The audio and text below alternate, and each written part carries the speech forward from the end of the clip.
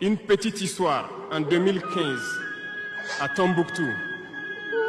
Lorsque nous avons rencontré, j'étais chargé de la sécurité donc de la plateforme aéroportière.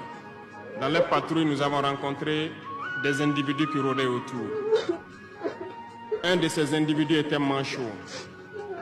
Je lui ai fait comprendre que c'était dangereux de rôder autour de la base parce qu'il peut se faire tuer. Il m'a dit qu'il voulait se faire tuer, il voulait mourir.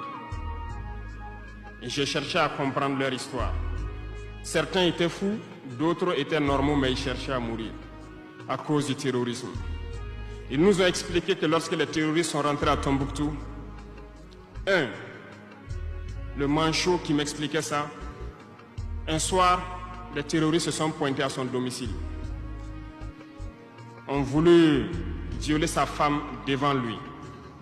Il s'est opposé. Ils sont repartis. Le lendemain, on est venu le pêcher à la maison, l'amener à la place publique. On l'a accusé de vol.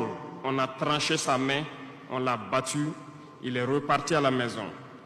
Son fils, qui avait 16 ans, qui s'occupait de sa main, ils sont revenus. Ils ont violé la femme.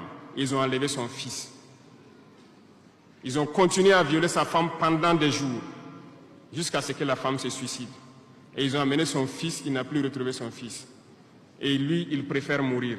Voilà pourquoi il marche autour. Le jour qu'une sentinelle va lui tirer dessus, ça lui fera plaisir. D'autres ont connu le même sort. Ils ont été enlevés de chez eux parce qu'ils refusaient que les terroristes touchent à leurs femmes ou à leurs filles. Et le lendemain, on vient les soustraire, on les amène à la place publique, on les battait à sang. Et après, ils allaient faire leur sale besoin. Beaucoup de familles ont été détruites ainsi.